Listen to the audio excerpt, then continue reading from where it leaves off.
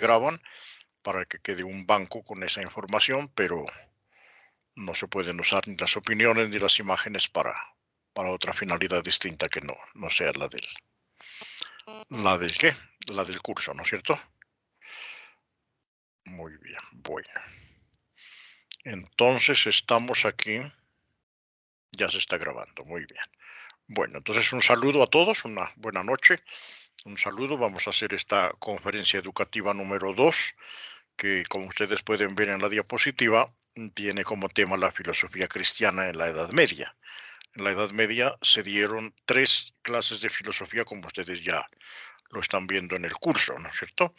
Se dieron una filosofía cristiana, que es la que vamos a ver hoy, una filosofía árabe, que, eh, que coincide en la época, y también una filosofía judía. Entonces es un fenómeno bastante particular y se produce en lo que hoy llamamos España. En ese tiempo no se llamaba España, eran un conjunto de reinos, de señoríos, algunos señoríos civiles, otros señoríos eclesiásticos, sobre todo en la parte superior de España, porque el resto de España durante mucho tiempo, durante la Edad Media, estuvo invadido por los musulmanes. Entonces la presencia musulmana era masiva. En España prácticamente toda España era árabe. Y había comunidades judías, como siempre en todas partes, pequeñas comunidades judías, algunas grandes, sobre todo en Toledo.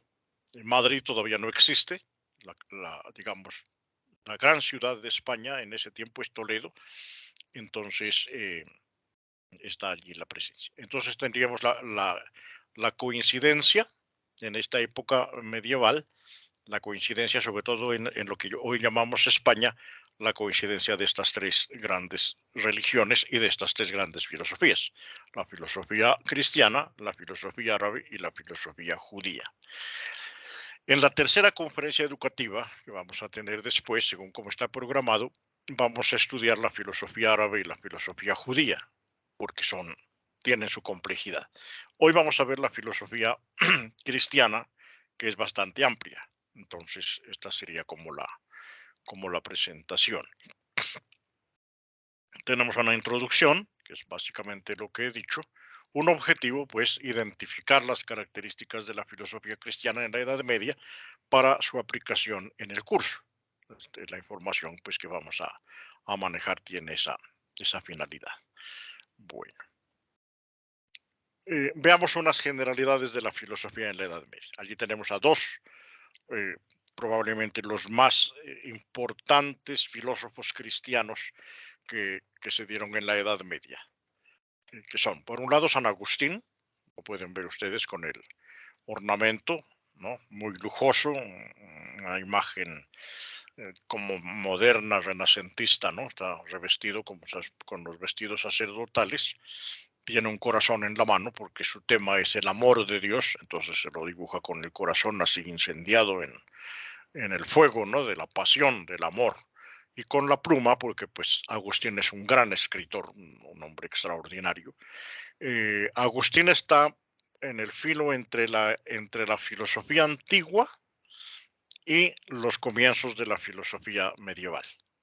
De hecho, vivió más en el siglo IV que en el siglo V, pero sus aportes son tan fundamentales para la filosofía cristiana que nosotros empezamos con él, la reflexión filosófica. Agustín, un muchacho joven, inquieto, que ha ido brincando de secta en secta, no solamente sectas religiosas, sino también sectas filosóficas, tratando de encontrar la verdad, ha estado con los maniqueos, con los gnósticos, tratando de descubrir en el fondo cuál es la verdad. Un poco díscolo también, ha estado, ha tenido por ahí sus aventuras con mujeres, incluso con alguna tuvo un hijo.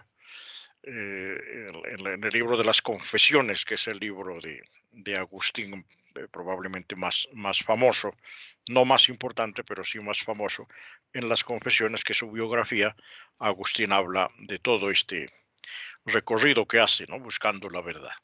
Agustín es hijo de Santa Mónica. Santa Mónica es una mujer muy cristiana. Ella es hijo de un pagano y de una mujer cristiana, y Santa Mónica llora permanentemente y reza a Dios para que el hijo se convierta. Y finalmente Agustín va pasando por la Catedral de Milán, por la Gran Catedral de Milán, y escucha de manera así desprevenida, escucha a Ambrosio, un gran obispo italiano, predicando en la catedral, y al escuchar a Ambrosio se convierte. Se da cuenta de que la verdad que ha estado buscando en las sectas religiosas, en las sectas filosóficas, en los libros, en las cosas, pues es una, la verdad está en esta palabra de Ambrosio. Entonces se convierte al catolicismo, se ordena sacerdote, como era costumbre en ese tiempo, el pueblo era el que elegía al sacerdote, entonces el pueblo lo elige sacerdote y luego lo van a elegir obispo de Hipona, y se va a convertir pues en una lumbrera, un hombre inteligentísimo, un hombre extraordinariamente capaz, una gran pluma, leer las confesiones, a pesar de que nos separan de las confesiones, ¿cuántos años? 1500 años. Las confesiones son un libro sabroso de leer, ¿no? Un poco pues ahí por el morbo de cómo va pasando por las cosas. Y escribe de una manera extraordinaria, suave, un hombre magnífico, escritor. Él prácticamente el inventor de la biografía como género literario. Sería, no digamos el inventor, pero sí uno de los grandes autobiógrafos, porque él escribe su propia biografía. Ese es San Agustín, un personaje extraordinario. Y el otro está ahí al lado, ¿no? Con el hábito de dominico, Santo Tomás de Aquino. Santo Tomás de Aquino es un joven noble, hijo de los condes de Aquino. Desde muy joven se siente inclinado por la vida religiosa. El papá no quiere que se convierta en fraile, que fue lo que terminó haciendo Santo Tomás, sino que el padre quiere que sí sea sacerdote, pero que sea un monje, ¿no es cierto? Que sea un monje. Los monjes en la Edad Media eran muy ricos, muy poderosos. Entonces el papá, que es un noble, pues pretende hacer que su familia sea más poderosa y más rica, teniendo pues a un poderoso abad en su familia, ¿no? Pero Tomás se escapa, hay un poco las aventuras y las cosas. Incluso algún día lo encierran en un castillo con una prostituta para que lo seduzca y lo desanime de irse, pero Santo Tomás se escapa del castillo en una canasta con ayuda ahí de los sirvientes y de los amigos, y termina haciéndose fraile dominico. Y ya la universidad empieza, ya la universidad ya existe, es discípulo de San Alberto Magno. Entonces en la universidad Santo Tomás pues descuella una inteligencia pues poderosa, ¿no? Uno de los hombres más inteligentes que ha habido en la historia. De estudiante era muy callado, muy tímido, era un poco brusco, un poco tosco, grueso de complexión, fuerte, los compañeros le decían de apodo el buey mudo, porque parecía un buey por la forma, por el tamaño, eh, eh, por la forma de su cuerpo, y porque no hablaba, estaba callado.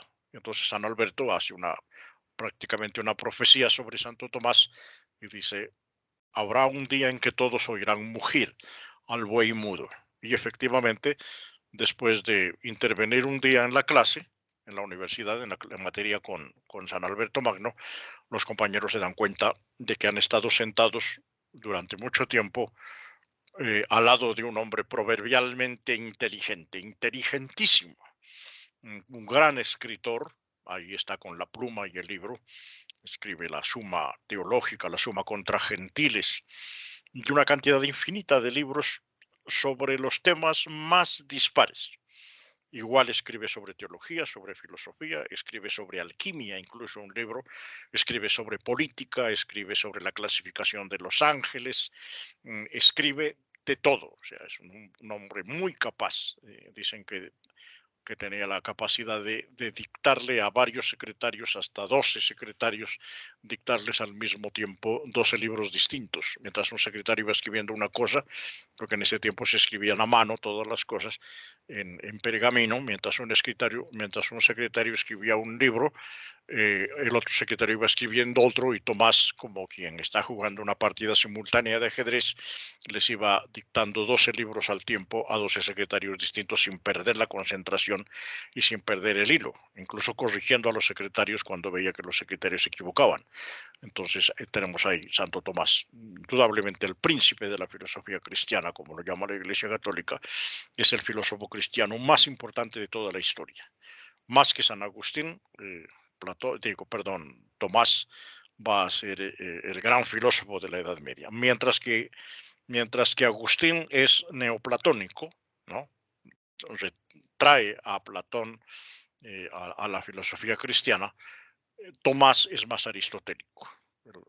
La filosofía tomasina está más impregnada de aristotelismo, aunque obviamente como es sacerdote y como es cristiano, pues también tendrá su parte de neoplatonismo, pero el que prima en tanto Tomás es Aristóteles. Entonces, allí están los dos grandes filósofos cristianos en estas imágenes magníficas, ¿no es cierto? La imagen de San Agustín está fuera de contexto, él no se vestía así, los sacerdotes en su tiempo no se vestían de esa manera. Las bibliotecas, los libros, todo lo que aparece allí es una recreación posterior, no corresponde a la época de Agustín, pero bueno, ahí está pintado. Los pintores pintan conforme a lo que viven en su tiempo, ¿no es cierto? En sus cosas. Bueno, sigamos entonces. ¿Qué pasa en la Edad Media? Ya lo vimos la vez pasada. En la Edad Media tenemos una fuerte influencia del pensamiento de Aristóteles. Se redescubre Aristóteles, los árabes traen a Aristóteles de Persia, de Siria.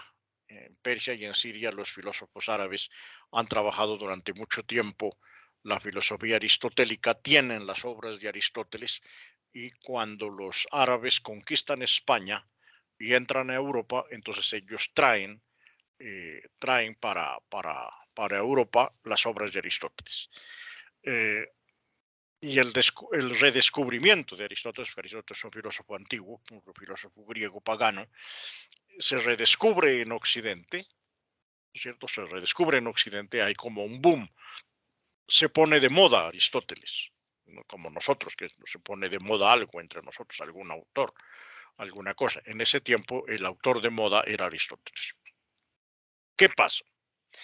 Pasa que el pensamiento y la obra de Aristóteles son muy superiores desde el punto de vista filosófico a la Biblia cristiana, al Corán árabe y a la ley judía. O sea, el pensamiento de Aristóteles es mucho más lúcido, mucho más claro, mucho más científico que el pensamiento que aparece en los libros religiosos. Pero obviamente los libros sagrados no son libros de filosofía, son libros de religión. Pero al aparecer Aristóteles en la Edad Media pone en duda las enseñanzas de las tres grandes religiones. Y entonces, como dice allí la diapositiva, filósofos cristianos, árabes y judíos van a tratar de conciliar las ideas de Aristóteles con las de sus respectivas religiones. O sea, los filósofos cristianos van a tratar de conciliar a Aristóteles con la Biblia.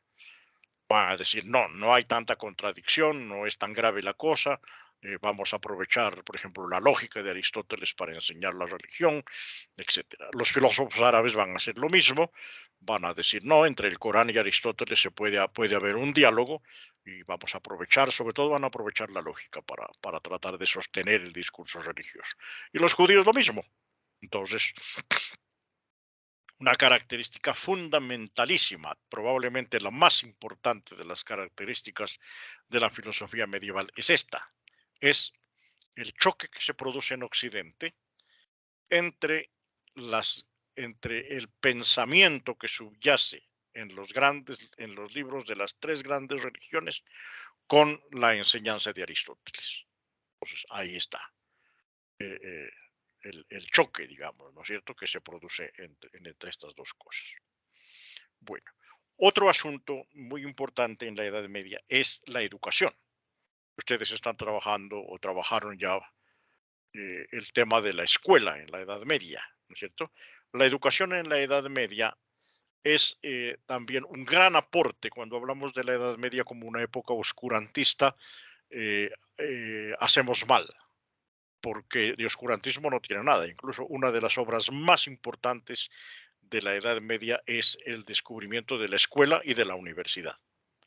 En la Edad Media no se inventa la escuela, porque la escuela ya existía en tiempos de los romanos y de los griegos, pero sí en la Edad Media sí se inventa la universidad.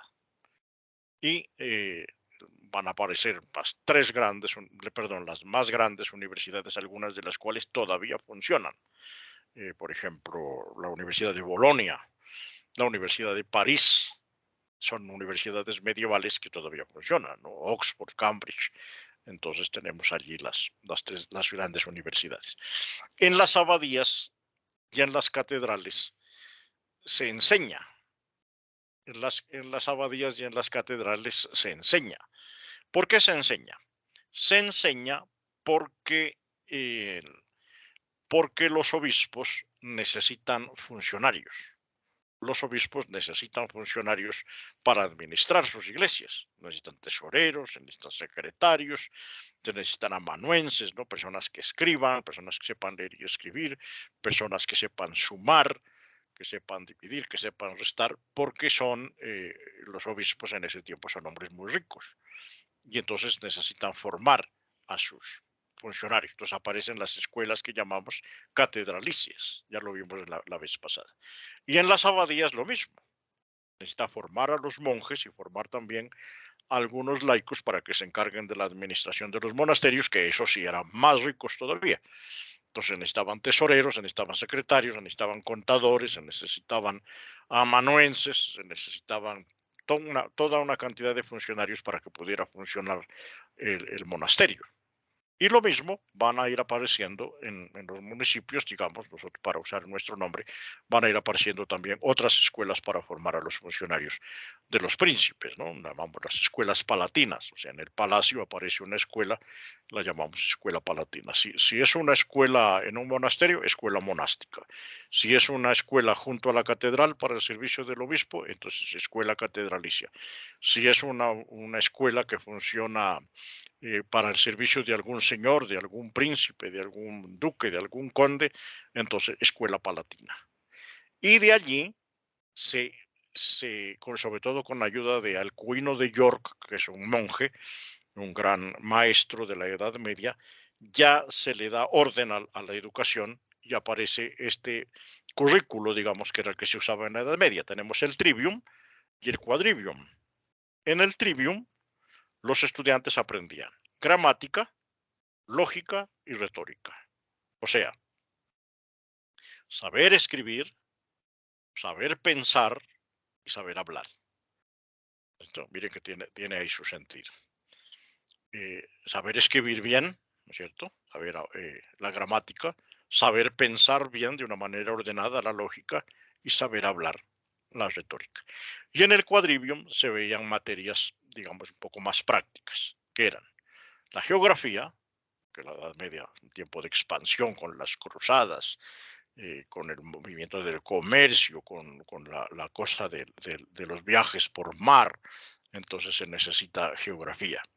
También se necesita astronomía porque en ese tiempo no tenían todavía lo que tenemos nosotros hoy, el GPS o los aparatos para poder caminar de un lugar a otro o en el mar para ir de un puerto al otro puerto. Entonces la astronomía es importante porque a través de las estrellas la gente puede ubicarse. La aritmética, obviamente, para poder sumar, ¿no? Sumar, restar, multiplicar, dividir, la aritmética y la música. En la Edad Media, pues no habían todas estas formas de distracción que tenemos nosotros. La música era muy importante porque se usaba en la iglesia, en primer lugar, y en segundo lugar, porque se cantaba y se bailaba mucho. Ya tenemos los juglares, los trovadores, la música era muy importante, era como la mayor distracción que tenía la gente en ese tiempo. Y aparece la figura del maestro. Allí pueden verlo, ¿no? Ahí está en la parte superior, un maestro árabe, parece, por la forma de vestirse. Allí está el maestro subido en un trono, ¿no? Un escritorio alto, altísimo. Allí está el maestro los ayudantes están a su lado y al frente de él están los estudiantes. Allí están los estudiantes, unos están atendiendo al maestro, pocos están atendiendo al maestro, otros están charlando entre ellos y otros no están en nada. Uno incluso parece que está durmiéndose. Entonces siempre han sido los estudiantes universitarios, han sido así. Hemos sido así porque yo también fui estudiante universitario. Bueno, entonces el maestro era el centro del proceso intelectual del estudiante. Lo único que hacía era escuchar al maestro y escribir. No había como ahora que tenemos tantas formas de participación. Mire que en la universidad el único espacio en el que el profesor habla es en la conferencia educativa. El resto del tiempo está en otra cosa. Bueno, influencias que aparecen allí. Primero que nada, Aristóteles. Allí está de primero. La influencia de Aristóteles es fundamental, como ya lo hemos dicho. Platón está en el medio, en la imagen también. Y el estoicismo. Allí está Séneca, el gran filósofo romano. Estas tres escuelas plantean serios problemas a la relación entre la fe y la razón. Aristóteles es prácticamente ateo. Él es un filósofo que dijéramos nosotros naturalista. Él piensa eh, que el conocimiento se consigue a través de los sentidos.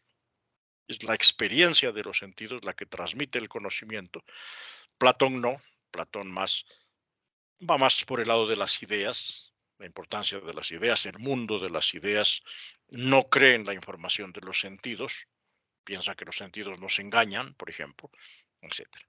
Y los estoicos plantean como un regreso a una vida natural, a una vida más templada, menos, digamos, un retorno a la naturaleza, una vida más tranquila, ¿no es cierto? No apegada a los bienes terrenales.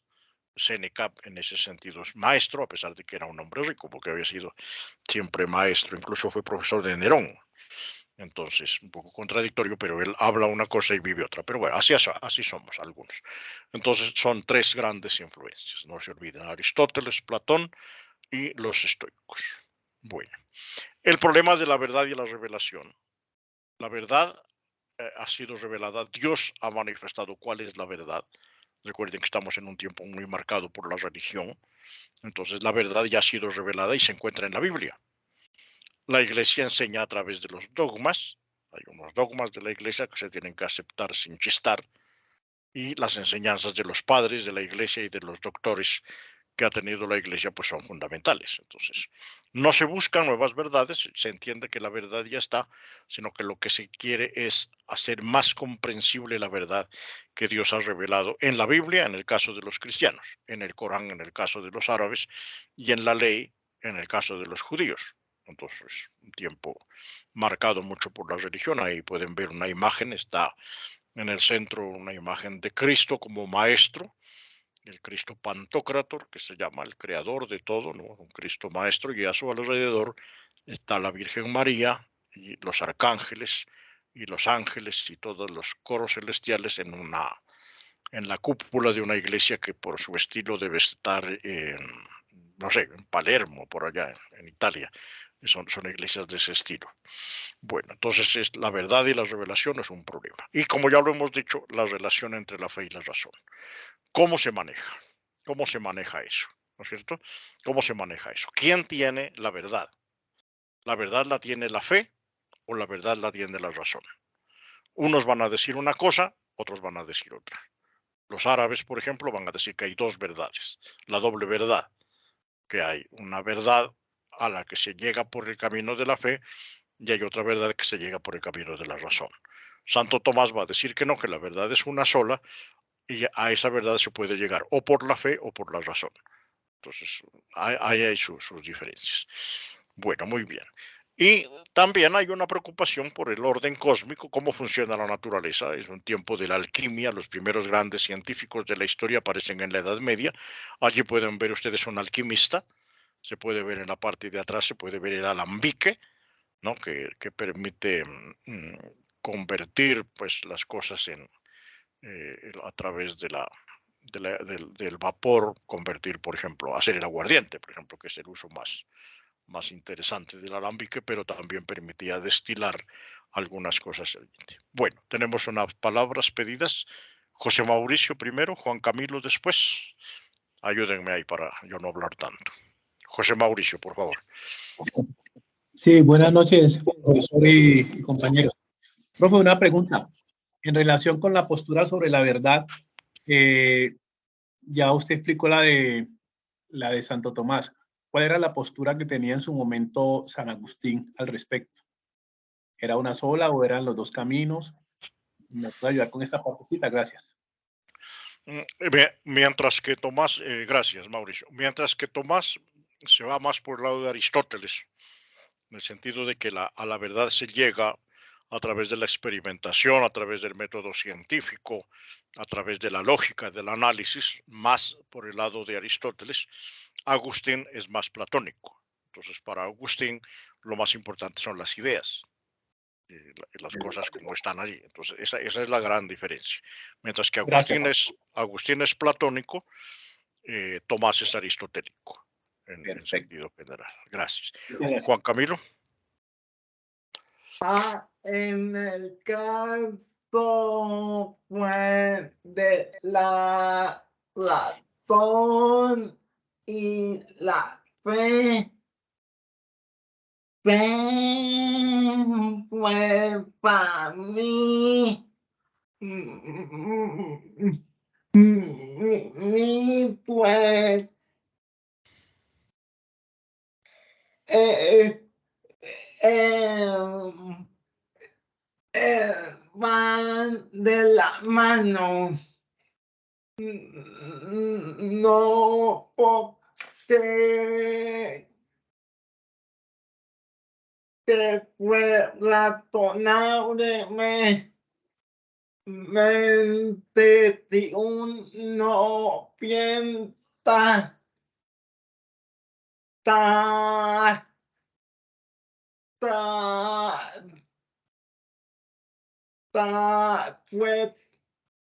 fue positivamente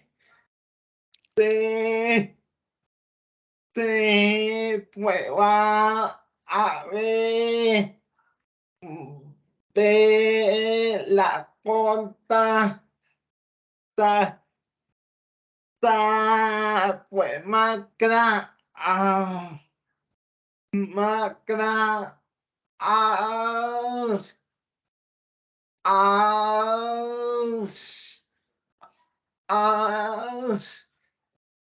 y va pues a tener la fe de tener la razón. Para mí la fe y la razón como que te pueden llevar va de la mano pues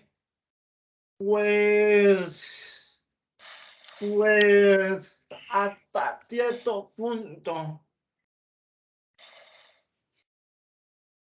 Sí, Listo, profesor. exacto. Creo entender de lo que nos tratas de decir, creo entender eso. O sea, hasta cierto punto, la fe y la razón se complementan. A Tomás piensa que la fe y la razón son complementarias. O sea, no puede haber una verdad para la fe y otra verdad para la razón. La verdad es la misma para ambos, ¿no es cierto? La misma para ambos es la misma verdad.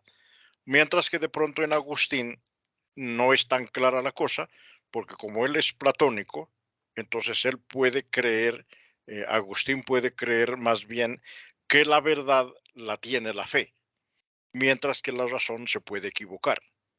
Entonces, para Agustín va a ser más importante la fe, mientras que para Santo Tomás va a ser más importante la razón. Entonces, allí está, y miren cómo dos sacerdotes católicos, ¿no? Agustín y Tomás, pueden tener en filosofía unas ideas distintas sin dejar de ser los dos sacerdotes católicos y cristianos, ¿no? porque es interesante esa posición. Allí está el problema de la fe y la razón. ¿Hasta qué punto, como dice Juan Camilo, lo que logramos entenderle, hasta qué punto la fe y la razón se pueden ver como complementarias o se pueden ver como contradictorias? Entonces, así sería como la respuesta que tenemos allí. Muy bien. Bueno, veamos aquí cómo se va evolucionando el problema de la fe y la razón a lo largo de la Edad Media. Entonces, en la Edad Media, en la temprana Edad Media, los comienzos de la Edad Media, nadie discute la identidad entre razón y fe. Todos piensan que la razón y la fe son lo mismo y que están buscando la misma verdad. Ahí no hay problema. En la Alta Edad Media, sobre todo con Santo Tomás, sí aparece el problema de la relación de la fe y la razón como un problema filosófico. O sea, hasta qué punto la fe es superior a la razón o si son parecidas, si son complementarias, etcétera. Durante mucho tiempo, casi toda la Edad Media, se va a entender que la filosofía, por ejemplo, la filosofía está al servicio de la teología. La teología es la ciencia más importante y la filosofía le sirve de apoyo como una ciencia auxiliar. Mientras que ya en la Baja Edad Media, sobre todo con el maestro Eckhart, con Guillermo de Ockham, ya en la Baja Edad Media, entre los siglos XIV y XV, ya se van separando, ya se va entendiendo que la fe tiene su propio camino con la teología y que la razón tiene su propio camino con la filosofía. Y la filosofía, al final de la Edad Media, se va a separar de la teología. Se va a entender que son dos ciencias distintas. Una ciencia trabaja con la fe, la teología, y la otra fe trabaja con la razón, la filosofía. Ya a lo largo de la historia, después de eso, ya no va a haber muchos puntos de encuentro entre unas cosas y otras, aunque seguirán habiendo durante toda la historia, incluso entre nosotros, filósofos cristianos, por ejemplo, como Edith Stein, que es una santa católica, una monja carmelita muy interesante, que es fenomenóloga, que vivió en el siglo XX, por ejemplo. Y todavía sigue trabajando los problemas de la fe y la razón. Entonces, de esa manera va avanzando la cosa y va evolucionando. Bueno, entonces si no tienen comentarios, vamos a empezar a ver a los grandes filósofos De de la hecho, edad. yo sí tengo algún comentario que decir. Sí, Ejemplo, tenemos todo lo que vimos referente a la influencia griega, que pertenecen a la edad antigua. Otro dato interesante es que en el maniqueísmo es una religión gnóstica, pero de origen persa, y de la cual llegó a China, siendo el primer caso y hasta la fecha el único donde los chinos conocieron el gnosticismo. Y sin mencionar que en la filosofía judía tienen la cábala, la cual nació, digamos, por medio de la influencia de la alquimia y de otras cosas similares, como ejemplo el hermetismo.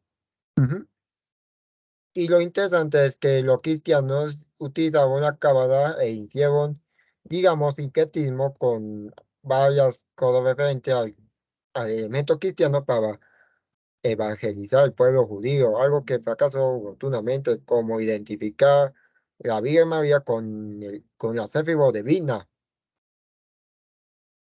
bien, sí, claro, obviamente, paralelamente a la filosofía occidental, ¿no es cierto? Mientras en Europa se está haciendo filosofía, una filosofía muy marcada por la religión, en la China, en el Japón, en Arabia, en otras partes del mundo se están desarrollando otras formas de pensamiento, ¿no es cierto? Otras formas de pensamiento que son distintas. ¿Cuál es la relación entre la filosofía medieval y la filosofía china? Muy poca, porque las distancias son muy grandes.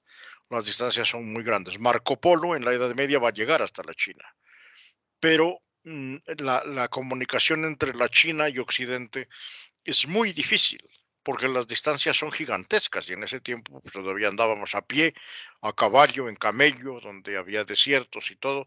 O sea, no era tan fácil, ¿no es cierto? No era tan fácil. Entonces, decir que haya una influencia de la filosofía china en la filosofía occidental, no. no es cierto, o sea, no se dio, porque los contactos eran muy difíciles, era muy complicado. Marco Polo viaja, y Marco Polo no es filósofo, Marco Polo más bien es como comerciante, él viaja más bien como por una forma de turismo, por una forma de encontrar una ruta para llegar a la China, etcétera, pero no hay ese punto de contacto. Y claro, cada religión tiene sus propias inclinaciones. Los judíos van por la cábala, por una explicación un poco más mística de la cosa, mientras que los cristianos, los católicos, digamos en este caso, son un poco más científicos, más racionales. Los árabes van más por el lado de la mística, ¿no es cierto? Más por el lado de la religión. Entonces hay allí, obviamente, como lo señalas, como lo señala Santiago, pues hay una muy compleja las relaciones que hay en la Edad Media y sus relaciones con otras formas de filosofía. Obviamente estaba haciéndose filosofía. En América también se estaba haciendo filosofía. Estaban los incas, estaban los mayas, estaban los aztecas. O sea, pensar que los mayas y los aztecas y los incas no tienen su propia filosofía, pues es poco considerado, ¿no? Los pueblos, los grandes pueblos ancestrales de América Latina en este tiempo estaban más avanzados que los países de Europa, ¿no es cierto? No sé, Chichén Itzá, por ejemplo, era más moderno que Madrid en su mismo tiempo. Las ciudades mexicanas eran más limpias, más ordenadas, tenían mejores servicios públicos que Londres en el mismo tiempo. Entonces, también había formas de filosofía aquí. Bueno, entonces avancemos con estos filósofos. Vamos a ver primero los filósofos, principales filósofos de la temprana Edad Media. Estamos hablando de los primeros siglos, siglo IX, siglo X, siglo XI, ¿no es cierto? Siglo IX, siglo X, siglo XI, vamos a empezar a hablar de estos primeros filósofos. Aparece aquí, en el siglo IX, aparece Juan Escoto Eriúgena, ¿no? Es un maestro, trabaja en la Escuela Palatina de Carlos el Calvo. Carlos el Calvo es un príncipe, y él dirige la Escuela Palatina que está al servicio de este príncipe. Escribe ahí las obras, ahí las pueden ver, ¿no? De Divina Predestinazione, de Divisione Nature, los comentarios a la Opúscula Teológica de Boecio. Una forma de hacer filosofía en la Edad Media es comentar a otros autores. Es un hombre de una gran cultura, evidentemente, ¿no? Un profesor universitario, una persona muy capaz. Y la novedad de la enseñanza de Escoto es que dice que es la razón la que interpreta los textos sagrados. Los textos sagrados no los interpreta la fe, sino que los interpreta la razón. La revelación, dice, o sea, la manifestación de Dios y de su voluntad, es el punto de partida y la autoridad divina es irrefutable. O sea, la verdad divina está por encima de cualquier otra forma de verdad. Pero todas las otras verdades que aparezcan, por ejemplo, la verdad de la biología, la verdad de la astronomía, de cualquier otra disciplina que haya, todas esas se subordinan a la razón. Pero la revelación es lo más importante y no se puede negar. Entonces, allí está. Recuerden que estamos con filósofos que son creyentes. Unas ideas de Escoto son estas. Todo emana del único ser que es Dios, todo viene de Dios y todo regresa a Dios, en primer lugar. Dios es una naturaleza creadora, Él crea las cosas, pero Él no lo crea a nadie. Entonces dice Escoto que es una naturaleza creadora y no creada es Dios. Hay una naturaleza creadora y creada, ¿no? Es que Dios que contiene las causas primeras de los entes y nosotros también podríamos entrar allí. Somos creados por Dios y somos creadores. Por ejemplo, creamos la filosofía, creamos la religión, etcétera. Hay una naturaleza creada y no creadora, que son los otros seres, por ejemplo, los animales. Los animales son creados por Dios, pero ellos no crean nada. Ellos viven allí por el instinto y tal. Y finalmente hay una naturaleza que no es ni creada ni creadora, que es Dios como término del universo. Entonces, allí van un poco las ideas de Scott.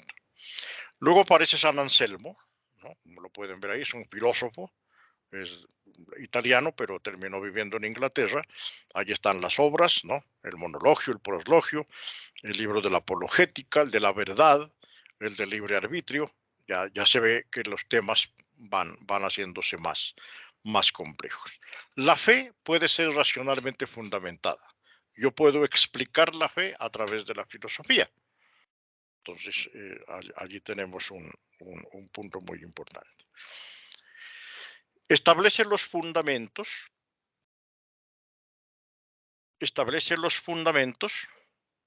de la teología como ciencia. O sea, la teología es una ciencia. No vayamos a mirar a la teología como si fuera algo inferior, Entonces, entonces allí se puede ver cómo él lo hace. Y luego dice que la prioridad que tiene la fe sobre el entendimiento explica el carácter religioso de la investigación de Anselmo. Obviamente, para él lo más importante es la religión, porque es un obispo. Por más filósofo que sea, pues para Anselmo lo más importante va a ser la religión. Él tiene un argumento, llaman el argumento ontológico, que lo vamos a ver ahora, que es como su aporte más importante. Entonces dice, ideas de San Anselmo, dice, creo un intelligam, que significa creo para entender. O sea, la fe me ayuda a entender. Yo puedo llegar a la verdad a través de la fe. El entendimiento está iluminado por la luz divina, la fe lo está por la revelación. Entonces, allí se va bien. Y Anselmo distingue entre la verdad del conocimiento, que es la conformidad con la cosa, la verdad de la voluntad, que es obrar bien, y la verdad de la cosa, que es el criterio objetivo. Entonces, yo tengo aquí, por ejemplo, ahorita un vaso con agua. Entonces, la verdad del conocimiento me dice que este vaso con agua es verde porque lo estoy viendo, lo estoy tocando con los sentidos, y yo puedo decir, este vaso verde que tengo aquí tiene agua. Es la verdad del conocimiento, conformidad con la cosa. O sea, lo que estoy pensando en la cabeza coincide con lo que estoy viendo en la realidad. Mientras que la verdad de la voluntad es otra cosa, es saber obrar bien. Entonces, la voluntad me lleva a obrar bien, a hacer el bien a las personas, a ayudar a los estudiantes a entender cómo tienen que hacer el trabajo, etc. Y la verdad de la cosa, pues es que si yo pongo este contenido de esta botella en el laboratorio, pues allí me van a decir que lo que hay ahí dentro es agua. Y me van a hacer un análisis ahí de la composición y toda la cosa. ¿Qué dice el argumento ontológico de San Anselmo de Canterbury? Dice, si Dios existiera solo en el pensamiento, podríamos pensar otro ser mayor que además de él en el pensamiento existiría también en la realidad. Entonces, si Dios existiera solo en el pensamiento, podríamos pensar otro ser mayor que además de él en el pensamiento existiría también en la realidad. Luego existe, porque hemos definido a Dios como el ser total, tal que no puede pensarse nada mayor. El concepto de ser perfecto implica el de su realidad. O sea, ¿cuál es la idea más perfecta que un hombre puede tener? La idea más perfecta que un hombre puede tener es la idea de Dios. Y si la idea de Dios es tan perfecta, no solamente existe en el conocimiento, en el entendimiento, sino que además tiene que existir en la realidad. Eso es lo que dice San Anselmo, y miren que después en la filosofía moderna, cuando ustedes lo vean, Descartes va a decir lo mismo. O sea, dice Descartes, por ejemplo, voy a hacer de cuenta que no existe nada. Voy a poner todo en duda. Recuerden que el método de Descartes es la duda metódica. Voy a poner todo en duda. Y ahora me voy a hacer unas preguntas. ¿Cuál es la idea más perfecta que yo me puedo hacer? La idea más perfecta que yo me puedo hacer es la idea de Dios. Entonces debe ser que Dios existe. Y si yo puedo pensar eso, entonces es que yo también existo. Y entonces concluye Descartes con su frase más famosa, pienso, luego existo. Pero primero, antes de decir que él piensa y luego existe, ha llegado a la conclusión de que Dios también existe. Si es una idea tan perfecta, es que tiene que existir en la realidad, aunque no lo veamos. Ese es el argumento ontológico, así pues, rápido, ¿no? Bueno, luego aparece un filósofo muy famoso, muy importante en la Edad Media, va a ser uno de los filósofos más citados en la Edad Media, es Pedro Abelardo. Este no es santo, es un sacerdote, al final va a ser monje. Es muy interesante la historia de Abelardo con Eloísa. Eloísa es una estudiante que tiene a Abelardo. Eloísa es la sobrina de un poderoso prelado, ¿no? En París. Y este prelado ha puesto, bajo el cuidado de Abelardo, ha puesto a su sobrina, se llama Eloísa. para que Abelardo le enseñe la filosofía. El problema es que Abelardo y Eloísa se enamoran entre ellos. Se enamoran entre ellos, Abelardo embaraza a Eloísa, el obispo, el canónigo, no es un obispo sino un canónigo, Fulberto se llama, se pone furioso y lo hace coger de unos delincuentes y lo castran, y entonces Pedro Abelardo, pues de verse castrado, ingresa a un monasterio, y Eloísa también va a tener que irse a vivir a un monasterio. De pronto es más famoso Abelardo por sus historias de amor con Eloísa que por sus obras, pero es un trabajo, es muy importante como filósofo. Tiene unas obras, el sí y el non, significa el sí y el no, que de paso es un método que él se inventa, ¿no? Dice, por ejemplo, una idea cualquiera, Dios existe, entonces unos dicen que Dios sí existe, otros dicen que Dios no existe. Entonces ese método se llama el sic y el non, sic et non, o sea, sí y no. Escribe las cartas a Eloísa, que son unas cartas de amor que le escribe a la enamorada, en las que habla pues de su relación de amor, de todo lo que la quiere y todo, pero en los que también hay ideas filosóficas muy importantes, porque Eloísa también es filósofa, ¿no? Otra obra, Problemata, teología cristiana, etcétera. Hizo muy célebre a la Universidad de París. La Universidad de París hizo famosísima gracias a su presencia como maestro. Inventó el método escolástico, lo que les decía ahora, el SIC y el NON, que son las respuestas positivas, el SIC, respuestas negativas, el NON a una cuestión para después llegar a una conclusión. Entonces, a un tema cualquiera, primero las respuestas positivas, luego las respuestas negativas, se las analiza y finalmente se concluye, y se llega a determinar algún punto importante allí de la cosa. Ahí están Abelardo y Eloísa enamorados, besándose, y el que está entrando por la puerta de atrás es el canónigo, el tío de Eloísa, que descubre ahí que lo han estado engañando y entonces empieza el problema. Ideas principales de Abelardo. Reivindica la verdad, perdón, reivindica la libertad del análisis racional.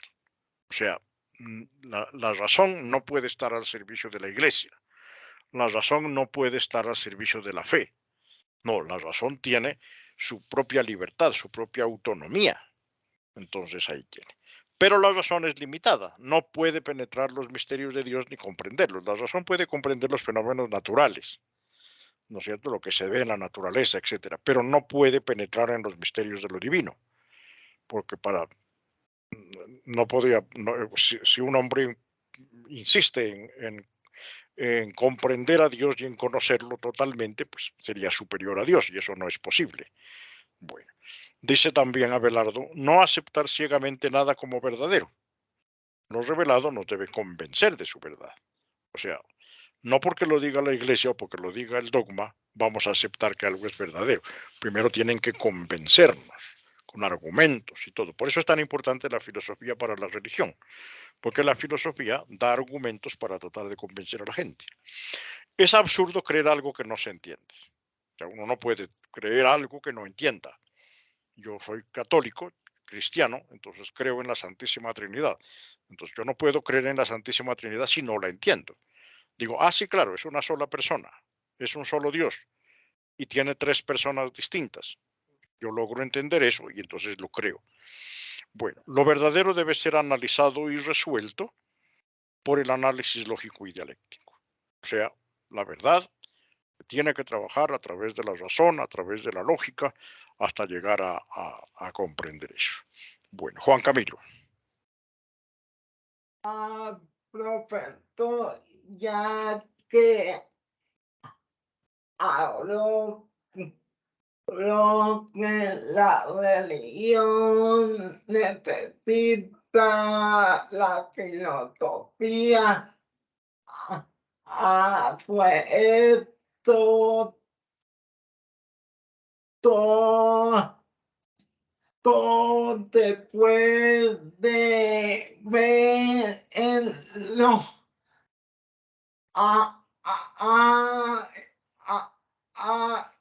en lo estotismo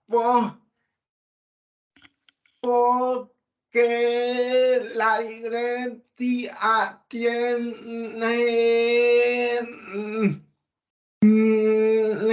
fue un protocolo lo paetate otilapeton pues tiene pues un problema espiritual o algún problema pues mental,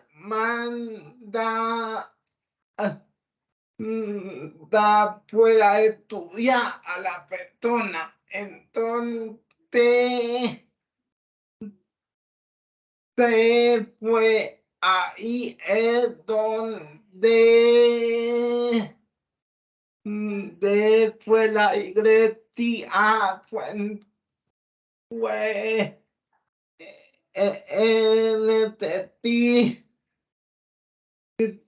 necesita más como confirmar si es verdad o si es falso para no cometer un error. Bien. Ajá. Bueno, muy bien. Entonces, la filosofía, ¿no? La filosofía, como me parece entenderte, la filosofía le ayuda a la teología a comprender la verdad. Por eso decíamos al principio que en la Edad Media la filosofía está al servicio de la teología. Algunos incluso van a llegar a hablar de la filosofía como sirvienta de la teología. Entonces, la teología puede explicarse por sí sola, puede explicarse por los dogmas, puede explicarse a través del lenguaje de la fe, etc.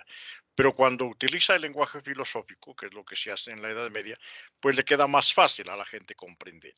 A uno le queda más fácil entender las verdades de la religión si la filosofía las ayuda a explicar. Sin la filosofía, la religión fácilmente puede caer en el fanatismo. Mientras que con la filosofía la religión puede volverse más racional, más inteligente. Un poco el afán que tiene la Iglesia Católica, por ejemplo, que es el mismo afán que tiene el Islam, que tiene el judaísmo en la Edad Media, es el de aprovechar el pensamiento de Aristóteles, aprovechar el pensamiento de Platón, aprovechar en el fondo la filosofía para hacer más comprensible el lenguaje de la fe. Que como podemos ver aquí en algunas ideas de las que presentan estos filósofos, puede llegar a ser bastante difícil de entender, bastante oscuro. Ahí sí, bastante oscuro, porque el pensamiento teológico es muy elevado y muy difícil de entender si uno no está acostumbrado a él. Entonces yo diría que en este sentido, pues la filosofía le ayuda a la teología a poder explicarse el camino. Bueno, veamos estos filósofos alto medievales que llamamos. Allí está en la imagen, aparecen algunos de ellos, se reconocen fácilmente a Santo Tomás, que está parado en el medio, ¿no? Está una pintura en una iglesia que se llama la alegoría de Santo Tomás o el triunfo de Santo Tomás, y a su lado está un cardenal con vestido rojo y con el sombrero ancho. Ese es San Buenaventura, el gran obispo franciscano. Va a tener una forma distinta de ver las cosas, ahora lo vamos a ver. Entonces, en la Edad Media, en la Alta Edad Media, aparecen unos filósofos. San Alberto Magno, un hombre extraordinario, muy sabio, muy inteligente, ya lo dijimos, fue profesor universitario, tradujo, interpretó a Aristóteles, conoce todas las ciencias de su tiempo, es un polímata que llamamos, un hombre de saber enciclopédico, sabe todo de todas las ciencias en su tiempo, o sea, un hombre muy inteligente. Escribe, por el nombre de las obras podemos ver lo complejo de su obra, de su pensamiento, del cielo y del mundo, o sea, lo que hay en el cielo, las estrellas, los planetas, etcétera, cómo está organizado el cielo y el mundo, cómo está organizado. Entonces ahí tenemos una cosa. De la naturaleza de los lugares, o sea, la geografía, ¿cierto? De las propiedades de los elementos, química, de la generación y de la corrupción. Puede servirnos para la biología, por ejemplo, o para las otras ciencias naturales. De los meteoros, va a hablar Alberto de las Estrellas. Por ejemplo. Entonces ustedes pueden ver allí en los títulos, se puede ver cómo es de complejo y de rico el pensamiento de Alberto Magno. Entonces, allí está este gran autor. Veamos algunas ideas de él. El mayor aporte que San Alberto Magno le hace a la filosofía occidental es el de haber introducido a Europa el estudio de Aristóteles. O sea, él ya trae a Aristóteles, lo presenta, lo comenta, lo enseña, ¿cierto? Ahí está. Hace un sincretismo, o sea, una mezcla entre el platonismo, ¿no? Entre el platonismo y el aristotelismo. O sea, tiene que mezclarlos porque no puede quedarse solo con Aristóteles porque Aristóteles es ateo. Tiene que meter a Platón porque Platón es creyente. Entonces ahí tienen que mezclar las dos cosas. Proclama la autonomía de los métodos de la ciencia. San Alberto es un científico, ahí lo podemos ver en el laboratorio, ahí se lo puede ver en la imagen. Allí está con los libros, con los instrumentos de la química, etcétera. Es un científico. Proclama la autonomía de los métodos de la ciencia y la razón ante el conocimiento de la fe. O sea, cada cosa tiene su propio camino. La fe tiene unos caminos, la razón tiene otros. Y luego dice que cada una de las tres debe tener su propio estatuto. O sea, la ciencia, la razón y la fe. Ya no podemos mezclar las tres cosas no pueden ir juntas, cada una tiene que tener su propio camino. La razón, la fe y la ciencia. Pueden ver allí cómo Alberto Magno ya introduce el problema científico en la filosofía. Es un hombre muy interesante. Bueno, sigamos, que esto es largo. Santo Tomás de Aquino, filósofo más importante de la Edad Media, de toda la Edad Media, y obviamente el más importante de la Alta Edad Media, es un dominico, ya lo dijimos, ya hablamos de eso, es doctor de la Iglesia, es reconocido como uno de los grandes autores de la Iglesia Católica, es el príncipe de la filosofía cristiana, indudablemente, es el mayor de los filósofos cristianos de toda la historia, creó uno de los sistemas filosóficos más completos de la historia. Si ustedes leen, algunos ya han estado leyendo la Suma Teológica, ahí se puede ver cómo Tomás es una persona tan sistemática, tan rigurosa, para llegar a una conclusión. Primero hace una gran discusión para llegar a la conclusión de si Dios existe o no existe. Entonces va a decir, por ejemplo, algunos dicen que Dios no existe. Y entre estos cita autores antiguos, autores medievales, que insinúan que Dios no existe. Y dice, pero hay otros filósofos que dicen que Dios sí existe. Entonces, entre los primeros que dicen que Dios no existe, pues va a citar a Aristóteles, va a citar a otros autores. Entre los que dicen que Dios sí existe, pues va a poner a Platón y va a poner a otros autores. Y luego empieza a desmenuzar las ideas. Los que dicen que existe, por ejemplo, supongamos Aristóteles, dice que no existe por esta razón, por esta y por esta otra. Mientras que Platón, que dice que sí existe, entonces dice eso por una razón, por esta y por la otra. Y empieza a dialogar una posición con la otra y hasta finalmente ya va a dar una conclusión.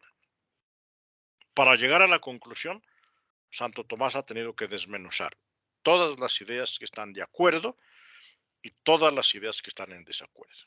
Lo que dice la Biblia, lo que dice Aristóteles, lo que dice Platón, lo que dicen los grandes filósofos antiguos, lo que dicen los filósofos medievales, etcétera.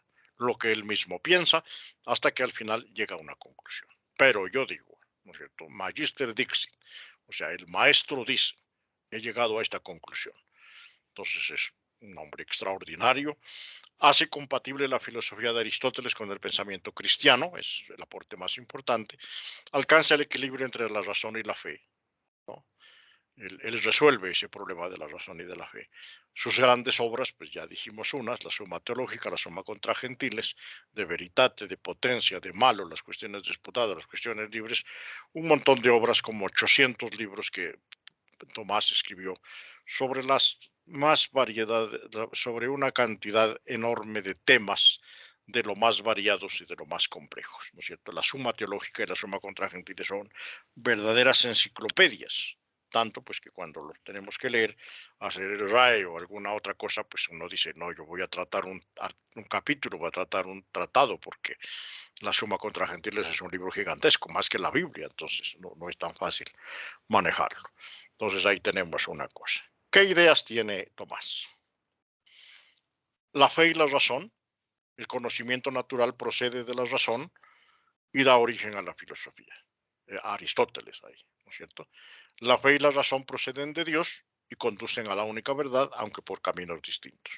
O sea, hay una sola verdad, hay dos caminos.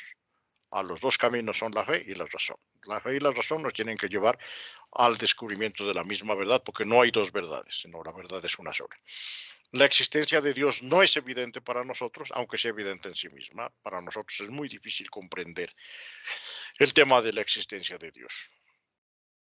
A Dios no se lo puede conocer solo por la razón, pues excede las facultades humanas. Algunas cosas de Dios las podemos comprender por la razón. Que Dios es un ser, que en Dios hay tres personas distintas, con tres funciones diferentes, eso lo puede entender la filosofía. Pero hay otras cosas que no, ya son más del campo de la fe. Bueno, otras ideas. José Mauricio, perdón, primero. Sí, profe y compañeros. De pronto, como tuve la oportunidad de hacer la lectura sobre el texto de San Buenaventura, se puede decir que tiene como bastante influencia por parte de Tomás de Aquino.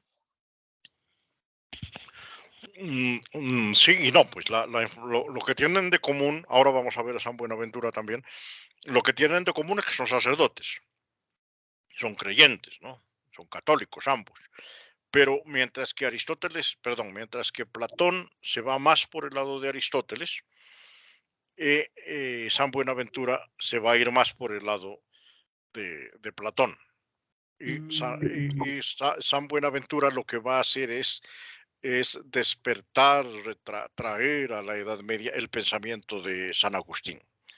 Diríamos que San Buenaventura es más agustiniano que tomista. Okay.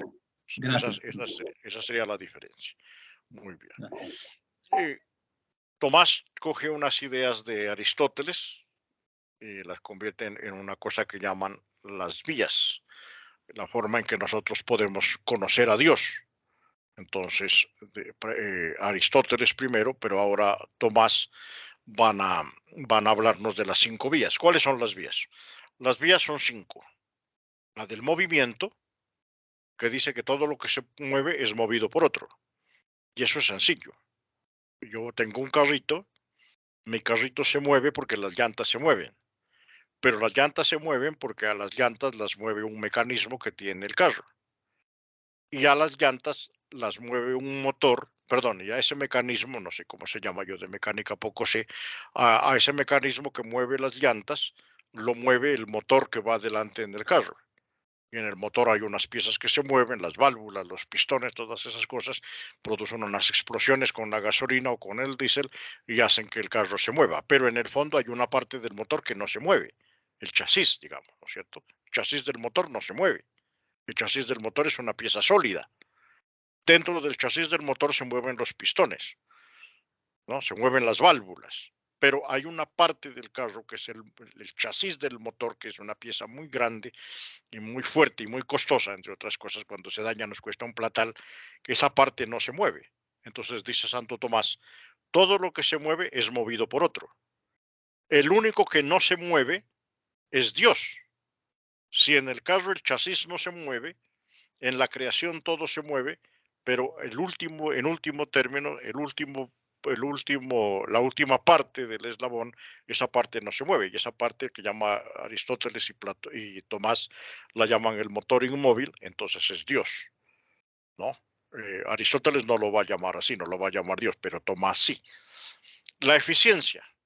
Todo lo que existe tiene una primera causa. Todo lo que existe tiene una primera causa. Yo existo porque mi papá y mi mamá tuvieron una relación sexual y yo aparecí de allí. Entonces aparecí ahí, esa es la causa. Y mis papás y mi mamá tuvieron sus propios papás y sus propias mamás. Y esas propias mamás y esos propios papás tuvieron sus propios papás y sus propias mamás. Al final vamos a terminar en Adán. Y después vamos a decir que Adán no tuvo ni papá ni mamá, sino que Adán lo hizo Dios del polvo de la tierra. Entonces, y que a Eva la sacó de la costilla de Adán o que la hizo de alguna parte de la cosa. Entonces, la eficiencia es todo lo que exista tiene una primera causa, pero al final hay una eficiencia incausada que es Dios. Entonces, allí trata Tomás de demostrar eso. La contingencia, dice, una serie causal de seres contingentes es imposible. O sea, todos los seres vienen de alguna parte, pero al final llega un momento en que tienen que desprenderse de algo diferente que no está. O sea, los animales que tenemos ahora, por ejemplo, los perros, los gatos, los caballos, las vacas que tenemos nosotros ahora, vienen de otros animales, de los dinosaurios, etcétera. Pero si seguimos echando para atrás, vamos a llegar a un punto en el que uno dice, bueno, ¿de dónde salieron? Entonces dice, Dios es el ser necesario que hace que todas las cosas existan. Luego dice que hay unos grados de perfección. Por ejemplo, una piedra tiene un grado de perfección. La piedra tiene dureza, la piedra tiene estabilidad, etc. El animal, las plantas, tienen su propio grado de perfección, ¿no es cierto? Tienen la savia, producen las flores, los frutos, etc. Más complejas que una piedra. Los animales son más complejos que los vegetales. Tienen movimiento, van para allá, para acá, mientras que los vegetales no se mueven.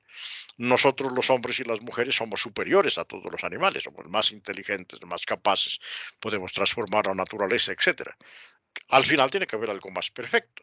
Entonces dice Tomás, claro, más perfectos que los hombres, la Virgen, más perfectos que los hombres, los ángeles, y al final más perfecto que todos, Dios.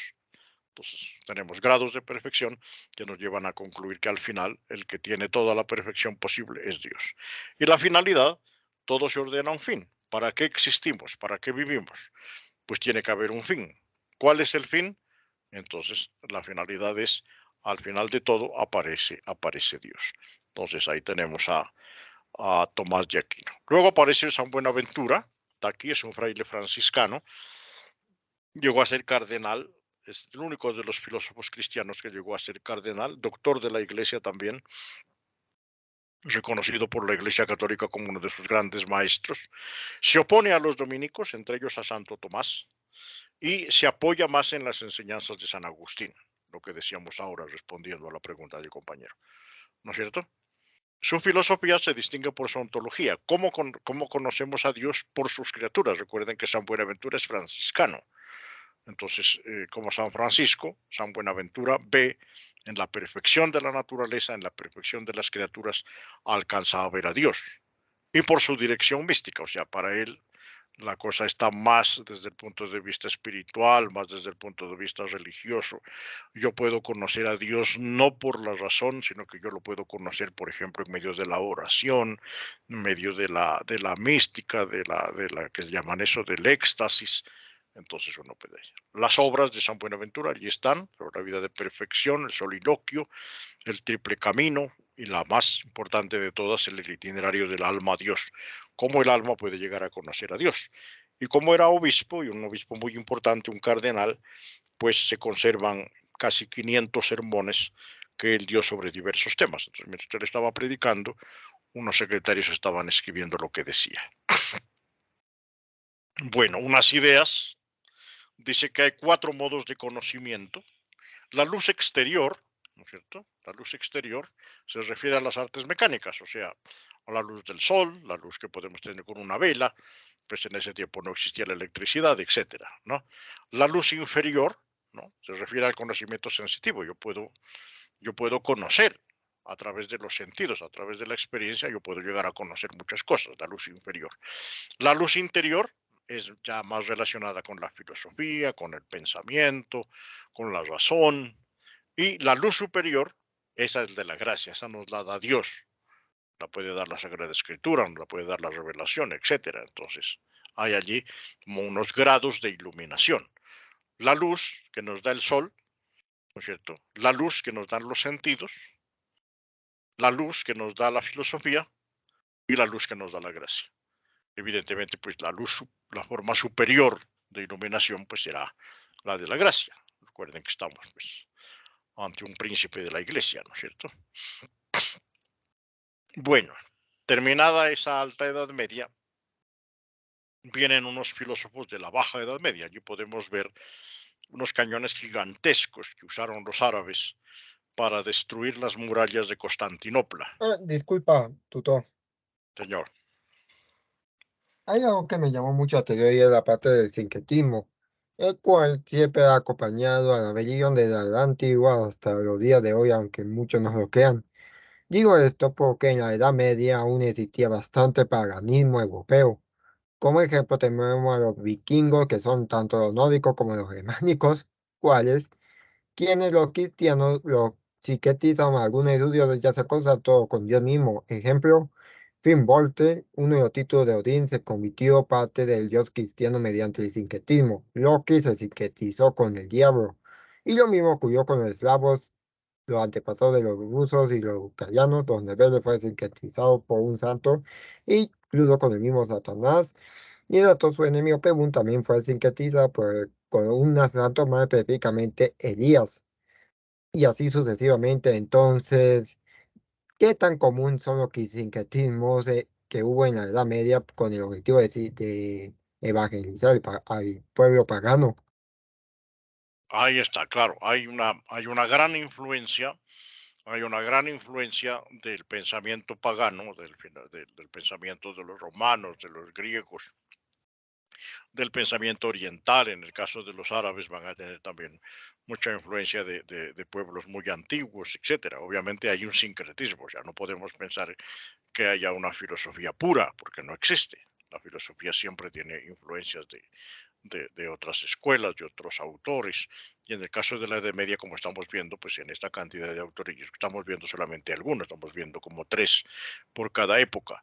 Entonces podemos ver allí cómo era de complejo y obviamente hay una mezcla y hay una forma en que se usan ideas del mundo pagano para tratar de entender las cosas estas de la filosofía medieval, de la razón, de la fe, etcétera, ¿no es cierto? Entonces, claro, ahí está esa influencia. Snyder. Buenas noches, profesor. Buenas noches, compañeros. A mí ahí, bueno, de lo que usted ha comentado y ha estado exponiendo, pues me parece muy interesante un tema, y es que normalmente, pues ya se ha dicho en otras sesiones también, pero normalmente se asume la Edad Media como un momento uniforme. Y lo que se observa, no solo en lo que significa la sociedad en general en la Edad Media, los distintos pueblos, los distintos sincretismos que ya se comentaba ahora, sino en incluso en el mismo pensamiento cristiano, cómo hay una diversidad de pensamiento. Y eso me parece muy, muy valioso, porque finalmente también se tiene toda esa riqueza que hace a un pensamiento no uniforme, incluso el pensamiento cristiano.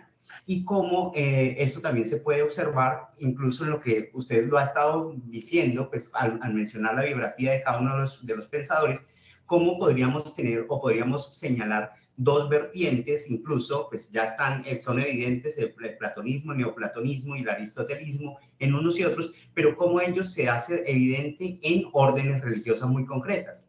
Es decir, entre los dominicos y entre los franciscanos, cómo toma unas divergencias este pensamiento que van a desarrollarse posteriormente en otros momentos históricos, como ese pensamiento que usted mencionaba ahora, más franciscano, que tiene que ver con pensamiento, por ejemplo, de Buenaventura, perdón, y cómo eso va a llegar incluso al pensamiento más empirista posteriormente, el desarrollo de ese empirismo posteriormente. Entonces, eso me llama la atención, cómo no hay una uniformidad, no hay una unidad en términos del pensamiento religioso, filosófico que lo alimenta, y cómo eso se manifiesta y se expresa incluso en esas dos órdenes. Y cómo incluso también hay muchísimas propuestas y contrapropuestas al interior de la misma iglesia.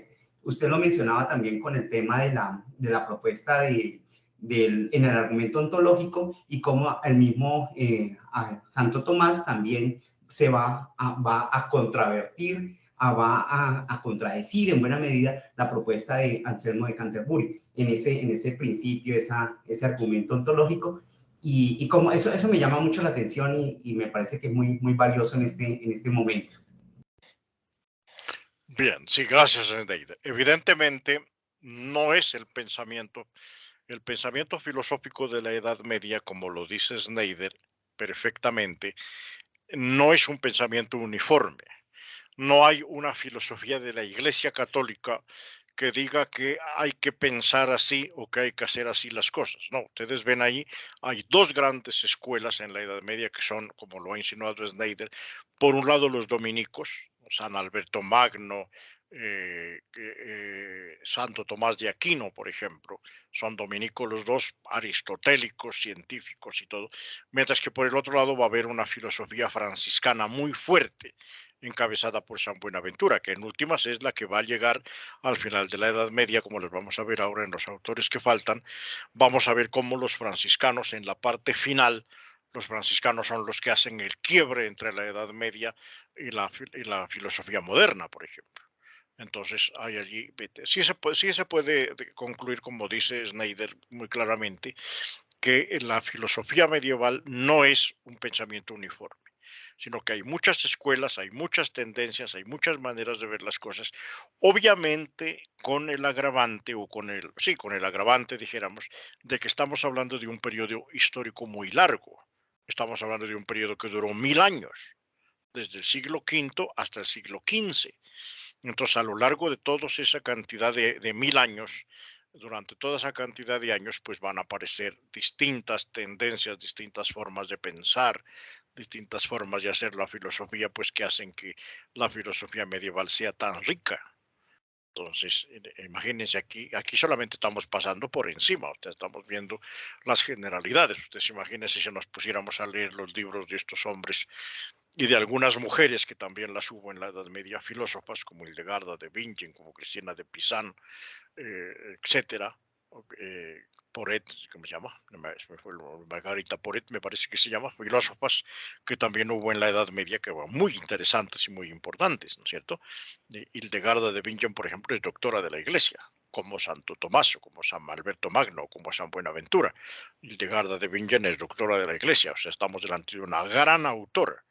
Desafortunadamente, pues como han pasado tanto tiempo y tantas cosas que han pasado en la historia, pues muchas de esas obras de estos grandes filósofos se han desaparecido, pero algunas ideas quedan.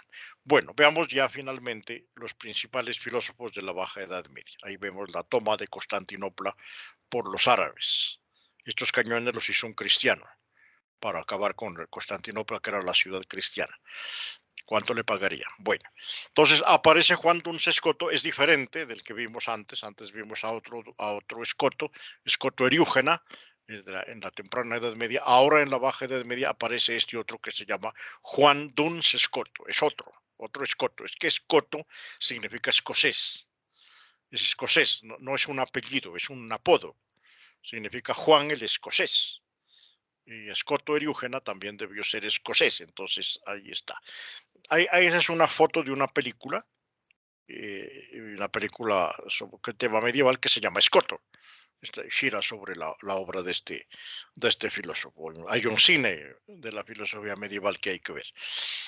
Bueno, es franciscano, es un maestro universitario. Ahí están sus principales obras de Primo Principio, la Parva Logicalia y la Opus Oxoniense, que son las obras que más o menos se le conocen, se le reconoce. Hay otras obras que dicen que son de él, pero no es tan claro, entonces mejor no las ponemos.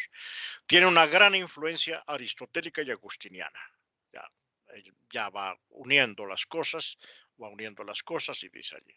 Y ya empieza a decirnos unas cosas más concretas, dice que en cuanto a ser, Dios es un ser. En el catecismo nos enseñaban, cuando éramos niños, nos enseñaban que Dios, ¿qué es Dios? ¿Quién es Dios? Dios es un ser infinitamente bueno, decíamos cuando éramos niños. No entendíamos lo que les repetíamos. No entendíamos, pero nos lo hacían repetir en el catecismo. Dios es un ser infinitamente bueno. Pues si es un ser, lo puede estudiar la filosofía. La ontología que estudia el ser puede ocuparse de Dios como ser, ¿cierto? Dice Scott. En cuanto a ser, entonces Dios puede ser estudiado por la filosofía. Además de un conocimiento abstracto, el hombre también puede alcanzar un conocimiento intuitivo. O sea, podemos tener unas ideas abstractas sobre temas muy amplios, sobre cosas, pero también tenemos un conocimiento intuitivo sobre cosas muy sencillas. Por ejemplo, esta agua está fría. ¿Por qué está fría? ¿No es cierto? ¿Por qué calma la sed? Entonces, formas de conocimiento. Y Dios, dice, es ante todo un ser infinito. O sea, la infinitud de Dios frente a la pequeñez del hombre, pues es un tema muy franciscano, ¿no es cierto?, de Scott. Bueno, veamos allí. Y luego hay otro fraile franciscano, finalmente, que es Guillermo de Ockham, ¿no?, el maestro. Aquí hay un error, hay un error, hay un error. Yo ya corregí ese error, pero aquí sigue apareciendo, porque repite las obras del autor anterior y las pone otra vez acá. Entonces está mal. Déjenme, yo paso por acá por otro lado, paso a ver, voy a buscar a Guillermo de Ockham en Wikipedia para ver algunas obras de Guillermo de Ockham, porque esa diapositiva está equivocada. La voy a corregir, mañana la corrijo y la mando por el mensajería del curso, la mando por la mensajería del curso porque evidentemente está mal. Entonces dice Wikipedia, está un poco lento acá. Ya está entrando. Guillermo de Ockham dice, es inglés también, ¿no? Vamos a ver unas obras, dice el libro de los 4 libros de las sentencias, la exposición áurea, la lógica mayor, la lógica menor, etcétera, son obras de Guillermo de Ockham. Es un hombre muy polémico, va a meterse en un problema muy grande, el problema de su vida, porque va a hacer una diatriba, una polémica contra la Iglesia. A pesar de que es sacerdote, va a ponerse en una pelea contra el Papa, va a hablar de la riqueza de la Iglesia y va a empezar un movimiento, en cierta forma, dijéramos nosotros, de un movimiento de tipo político en el que se contradice el poder del Papa como gobernante y se reclama más bien la independencia de la política respecto a la religión. Entonces, hay allí está este gran filósofo que nos enseña que la religión tiene que ser independiente de la razón, la filosofía tiene su propio campo, la filosofía tiene sus propios desarrollos y entonces está allí. Esta diapositiva última está equivocada, es como copio lo de antes.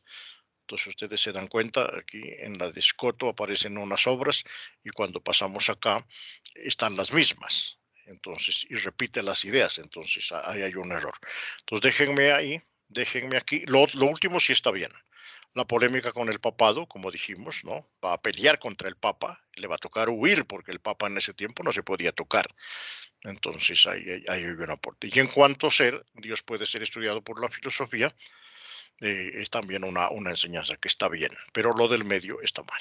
Bueno, entonces yo me comprometo mañana por la mañana que tenga un tiempo, voy a corregir esta última diapositiva y me comprometo a mandarles por el servicio de mensajería, les mando ya la diapositiva corregida para que quede bien.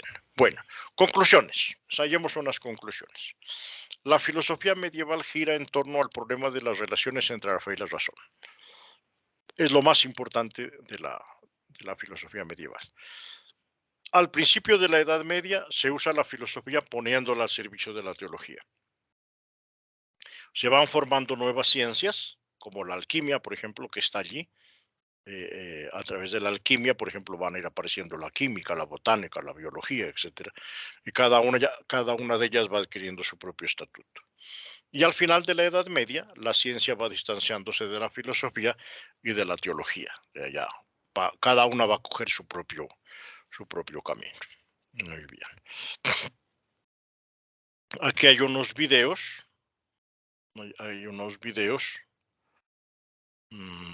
Esto está mal. También esta diapositiva no puede ser. Tenemos unos errores aquí. Esta sí. Esta sí está bien, nos permiten profundizar un poco. Mañana que ya corrija la diapositiva, ya pueden ver ahí en la diapositiva, se pueden coger los enlaces de una manera más clara. Bueno, la bibliografía también está bien. Y finalmente, pues agradecerles por la atención. Entonces, no sé si dejamos unos minutos para algunos comentarios, alguna pregunta. Javier León, por favor. Gracias. Le quería preguntar del último tema de Ockham. Bien interesante. ¿Podríamos decir que Ockham, digamos que fue como el que inspiró o el que puso el tema que llevó a la reforma después de Lutero? O sea, ¿hay alguna relación entre eso o Lutero Sí, llegó por otra vía? sí, puede haber una razón, puede haber un punto de contacto. Cuando Lutero publica las 95 tesis, que es un manifiesto de las cosas con las que él no está de acuerdo con la Iglesia Católica y que quiere que Lutero no quería dividir a la Iglesia. Lutero quería que la Iglesia se reformara. Por eso se llama la Reforma protestante, ¿no es cierto? La Reforma. Obviamente la Iglesia no quería reformarse, la Iglesia estaba contenta con el poder que tenía, con las riquezas que tenía, no quería reformarse, no quería cambiar sus ideas, y entonces van a perseguir a Lutero y Lutero pues va a terminar separándose de la Iglesia. Pero claro, evidentemente entre Ockham y Lutero hay una relación, aunque Lutero es un monje agustino, más agustiniano, dijéramos nosotros, que franciscano, él es un monje agustino en filosofía, pero obviamente cuando Guillermo de Ockham empieza la pelea contra la Iglesia, dijéramos que abre como un boquete, ¿no es cierto? Abre como un frente de batalla de decir, no, a la Iglesia sí se la puede contradecir, incluso se la puede contradecir desde adentro, que era lo que quería Guillermo de Ockham.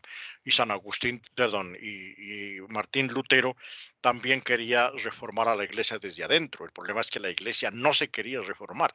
Entonces Lutero termina saliéndose de la Iglesia, obviamente empujado también por los príncipes alemanes que quieren sacudirse del poder de la Iglesia y entonces se van más con Lutero, no tanto por cuestiones religiosas, sino por conveniencia política, se van con Lutero y Lutero se vuelve muy fuerte y al final termina separando media Europa de la Iglesia Católica. Entonces, sí, yo diría que sí hay una relación.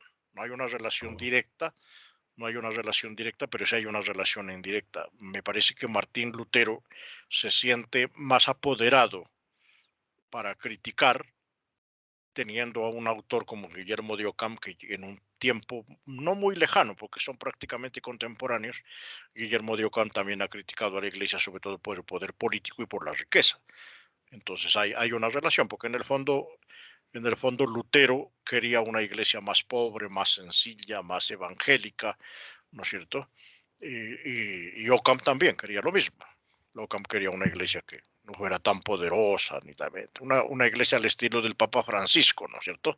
Una iglesia más sencilla, más cercana a la gente, diferente de la iglesia de Benedicto XVI, más así, más ceremonioso, como más emparentado con el poder y con la cosa. Entonces, sí, esa relación existe, obviamente. Gracias, compañero. Excelente, ¿Otra gracias. intervención? Bueno, Javier, ¿hay alguna otra intervención? De hecho, de hecho, quiero decir algo curioso sobre Lutero, y es que él ni Lutero fue el primer protestante, ya que hubo más personas antes que él, solo que él se hizo famoso. Sí, dijéramos, dentro de la Edad Media, y sobre todo en esta parte de bajo medieval, ya cuando la Edad Media está terminando, hay ya un principio de reforma, no solamente de la religión católica, sino también una reforma de la sociedad. Ya la Edad Media se está terminando, ha pasado la gran peste, la peste negra, la población en Europa se ha diezmado grandemente por el problema de la peste negra, que fue tremenda, peor que la del coronavirus, por todos los problemas que van apareciendo, estas nuevas formas de filosofía, el debilitamiento del poder de la Iglesia, ya la universidad ya no va a ser tan católica como era antes, entonces aparecen allí unos gérmenes de cambio, ¿no? porque precisamente pues terminada la Baja Edad Media, pues va a llegar el Renacimiento y después el modernismo, ¿no es cierto?, que va a cambiar la forma de pensar, porque ya vamos a dejar de pensar como piensa la Iglesia, sino vamos a empezar a pensar como piensan hombres y mujeres libres, ¿no es cierto? Entonces esa sería una idea también. Bueno, muy bien. Una consulta, no sé si conoce en qué consiste el planteamiento que llaman la navaja de Occam, que creo que viene de Guillermo de Occam precisamente, pero no Sí. era como algo que cortaba, pues, bueno, no, en realidad no retengo bien, quería preguntar Ya, en qué esa consiste idea, la navaja de Occam, el planteamiento como esa tal que idea, hizo él. en vez de los errores que tiene esa diapositiva, debería aparecer la navaja de Occam. La navaja de Occam es una cosa, no es un instrumento, no es una navaja, no es un cuchillo. De hecho, él no lo llamaba así. Eso es, así lo llamaron los filósofos posteriores. Es una idea muy sencilla, pero muy buena, muy interesante. ¿Qué dice? Dice, si vas a explicar algo, explícalo de la manera más sencilla posible. O sea, si vamos a ir del punto A al punto B, no demos vueltas, sino pongamos una línea recta que nos lleve de A a B. Si vas a decir una cosa, vas a enseñarme alguna cosa, enséñamela de una manera corta y clara, contundente. Entonces, por eso se llama la navaja, porque corta, ¿no es cierto? Entonces, la navaja de Occam significa en el fondo que para llegar para explicar las cosas, para ir de un punto A a un punto B, nos vamos por la línea recta sin darle vueltas a las cosas. Entonces, la navaja de Occam es eso.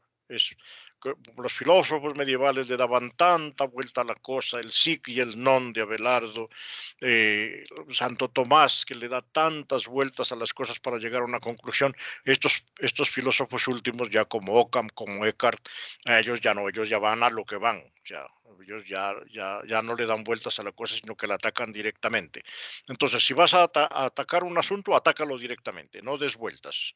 Esa es la idea de la navaja de Occam, que él no la llamaba así, pero nosotros sí la entendemos así. Su aporte, es un aporte obvio, pues un aporte muy interesante, porque en su tiempo no era costumbre hablar corto y rápido, ¿no? Nosotros sí, pues, haga un mapa conceptual con las ideas más claras. No hable tanto, bájele, disminuya las palabras, dice el profesor. No tan largo. En la infografía menos textos. ¿Por qué? Porque lo que necesitamos es simplificar, aclarar las cosas, llegar directo a lo que vamos. Y un poco la idea del mapa conceptual, del mapa mental, de la infografía es eso. El RAE mismo que hacemos es eso, o sea, lea el libro y saque las conclusiones y simplifique las ideas para poder entender qué es lo que dice ahí. Entonces la navaja de Occam sería por ese lado. Gracias por la aclaración, muy amable. Bueno, compañero. Bueno, entonces son las 9 de la noche. Ya hemos hecho la presentación. Entonces la próxima conferencia educativa ya está planeada, pero no me acuerdo cuándo es. En la próxima conferencia educativa vamos a trabajar el tema de la Web3, está para el 4 de mayo, dice acá en el calendario. Vamos a trabajar el tema de la filosofía judía y la filosofía árabe, que son otro mundo, otra forma de pensar las cosas. Bueno, muy bien. Bueno, muchas gracias, Manuel Andrés, a usted también. Gracias por la atención. Entonces, me despido de ustedes, una buena noche, gracias a todos, hemos tenido una buena participación, teníamos 10 estudiantes, que es un buen porcentaje del curso. Muchas gracias. Bueno, Margarita, entonces damos por terminada la conferencia y les agradezco por su atención. Gracias, muy estimado doctor, muy amable, buenas noches. Bueno, a ustedes también, muchas gracias. Muchísimas gracias, buenas noches. Buenas noches.